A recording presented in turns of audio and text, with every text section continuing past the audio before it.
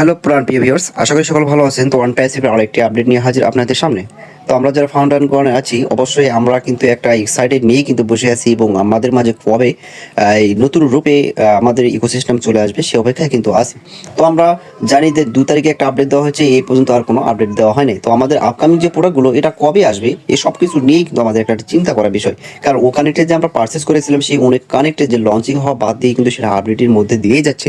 তো সব কিছু কিন্তু আপডেটই মূলত কী কারণে হচ্ছে এবং এত দেরি কেন হচ্ছে সেটা কিন্তু আমাদের কোনো ধরনের স্পষ্ট বলা হয় নাই। তো জনাব অ্যাসমোবারে কিছু বলেছে যে ওয়ান প্যাসিভের একটা থার্ড পার্টির মাধ্যমে একটা ক্ষতি হয়েছে এবং এই ক্ষতি থেকে নিজেদেরকে রক্ষা করার জন্য আমাদের বেশ কিছু একটা সমস্যার মধ্য দিয়ে যেতে হচ্ছে।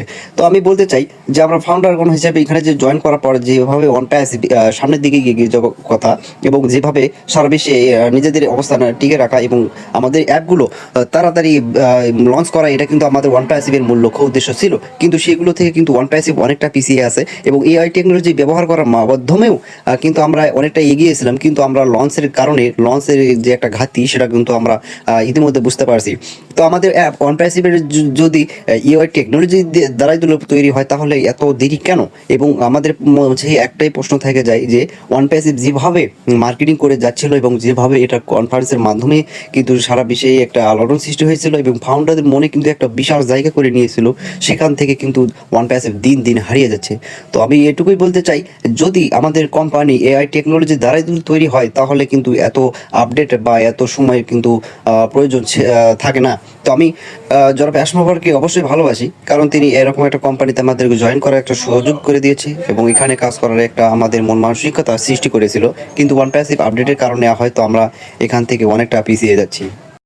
তো যাই হোক, আমরা যারা ফাউন্ডার আছি অবশ্যই আমরা কিন্তু ওয়ান প্যাসিভের একটা নতুন আপডেট চাই এবং আমাদের ইকোসিস্টেমে কিন্তু নতুন পপ আপ চাই। কারণ আমাদের ওয়ান প্যাসিভ আমাদের স্বপ্ন যদি পূরণ করবে তাহলে এত দেরি কেন? এবং ওয়ান প্যাসিভ যদি এতই আপডেট হয় তাহলে আমাদেরকে সরাসরি সেটা জানানো হয় না কেন? তো আমি ফাউন্ডার হিসেবে বলতে চাই, অবশ্যই আমরা যদি ফাউন্ডার হিসেবে আমরা এখান থেকে ইনকামের একটা সুযোগ করে দিয়েছে, কিন্তু সেই ইনকামটা আমরা কবে পাবো এবং ফাউন্ডারদের কবে সফলতা আসবে, এই সব কিছু কিন্তু প্রশ্ন থেকে যায়। তো ওয়ান প্যাসিভের আপডেট কিন্তু আমাদের মাঝে কোনো দিচ্ছে না এবং আমাদের যে ইকোসিস্টেমের বা ড্যাশবোর্ড আছে সেখানে কিন্তু নতুন পপ আপ আসছে না। তো সব কিছুই কিন্তু আমাদের একটা চিন্তা করার বিষয় এবং আমাদের মাঝে কিন্তু একটা বিভ্রান্ত সৃষ্টি হচ্ছে।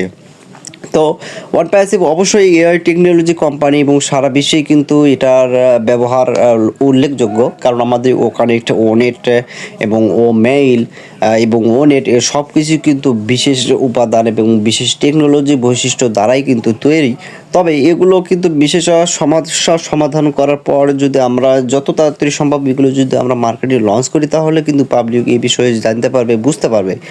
আর যদি আপডেটের মধ্যেই দিয়ে যায় এবং লঞ্চ ছাড়াই যদি আমাদেরকে একটা আশ্বাস দেওয়া হয় সেটা কিন্তু আমরা কখনোই মেনে নিতে পারবো না।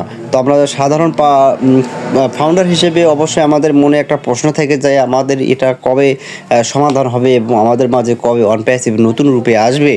তো আমি ওয়ান প্যাসিভের পক্ষ থেকে অবশ্যই একটা ভালোবাসা চাই এবং ওয়ান প্যাসিভ আমাদের মাঝে ফিরে আসুক, আমাদেরকে এখানে কাজ করার সময় দিক বা কাজের একটা সুযোগ করে দিক।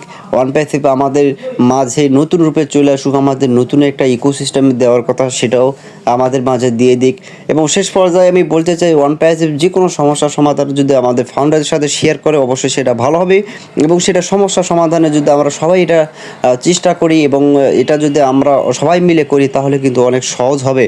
তো ভিডিওটি আর বেশি বাড়ালাম না, অবশ্যই আমি ফাউন্ডার হিসেবে আমি আপনাদেরকে বলতে চাই, আমরা যেহেতু এখানে জয়েন করেছি অবশ্যই আমাদের ওয়ান প্যাসিভের সাথেই যেতে হবে এবং ওয়ান প্যাসিভের আপডেটের অপেক্ষায় থাকতে হবে। তো জনাব অ্যাসমো পরে হয়তো আমাদের মাঝে ফিরে আসবে এবং নতুন করে আমাদেরকে নতুন আপডেট দেবে, সেই আশায় অবশ্যই আমাদেরকে থাকতে হবে এবং ওয়ান প্যাসিভের যে আপডেটের অনুযায়ী সেই হিসেবে আমাদের কাজ করতে হবে। তো ভিডিওটি আর বেশি বাড়ালাম না, যারা নতুন এসেছেন অবশ্যই আমার ছোটো চ্যানেলটাকে সাবস্ক্রাইব করে রাখবেন এবং নতুন নতুন ভিডিও পাওয়ার জন্য অবশ্যই বেল আইকনে চাপ দেবেন। সকলে সুস্থ থাকবেন, ভালো থাকবেন। আল্লাহ হাফেজ। আসসালামু আলাইকুম রহমতুল্লাহি ওয়া বারাকাতুহু।